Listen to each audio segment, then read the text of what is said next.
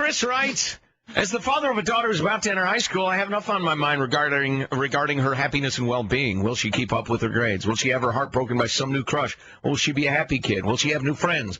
Now we add to the mix the possibility of her encountering the 6-foot hulking 200-pound Steve, who felt like being Stevie today, looking in the mirror of the girls' bathroom, lifting his summer dress to adjust or admire his grundle in its new thong. You can't adjust your grundle.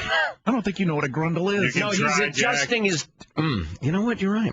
As disturbing as that scenario is, I then must worry about Stevie, whose heart tells him to join my daughter's girls' lacrosse team, body checking and injuring little girls, all in the name of his newfound liberation.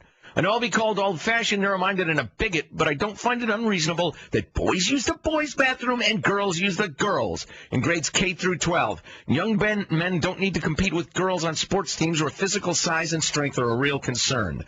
Joe, save my sanity. I don't know if I can save your sanity, but anybody who advocates otherwise has literally, and this is, it's funny, we're about to get to that word, let their ideology replace their reason. So this is very common. This is on the heels of what is now a law that public schools have to allow people to go into whatever bathroom or locker room they self-identify with at any age in school. And I'm surprised because, and I am not I don't think in terms of the way lawyers think and ways to exploit various things. But since lawyers write all our laws, where do they think this is going to go? It seems to me if somebody wants to push it, we're going to go down a road that's going to be very difficult to manage.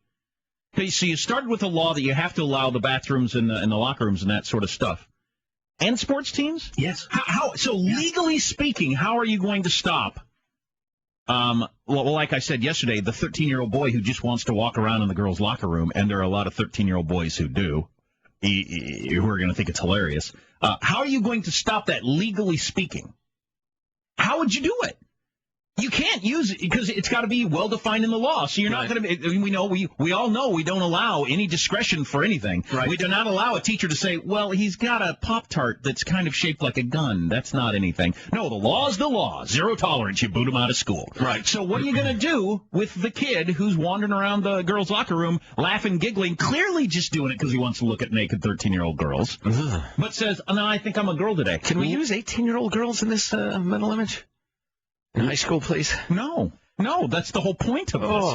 How are you going to stop that from happening? Yeah. Well, you're from going a legal standpoint, you're going to consult the district attorney, who will consult with the state's attorney's office, and there will be a review, and the young man will be brought into the attorney's office. He will be asked to file a writ that states his sexual identity. Meanwhile, he's walking around in the locker room, eyeballing your daughters.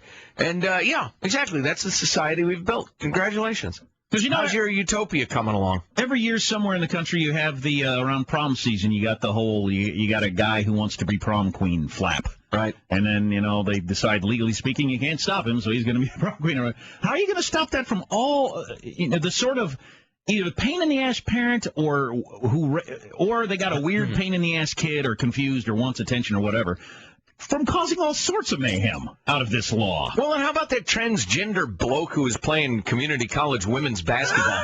Right. Now he was old and slow. He was 2 feet taller and 100 pounds heavier than every other chick on the court. Well, right, and you've got schools where a guy might be 6'7" and thick, but not be good enough to make the team because they're rich with basketball players in that particular school. Go out for the girls' team. Declare as a woman. Go out for the girls' team and just wipe chicks out in the lane, sir or madam. Use your body. Body out. Get that ass out of here. Somebody goes at that rim, you make them pay the price. Just laying waste to the little chicks. Why not? Or you're gonna have guys who want to do the lead female role in the play, and vice versa. And just every avenue you can exploit in this is going to be exploited. Yeah. And it's going to be a very weird period of time. I don't think they thought this through. I just wish I'd thought of it back when, because I couldn't make the guys' basketball team. But I was definitely solid enough to be a force on the girls' team. Well, I could have dominated on the girls' golf team back in the day.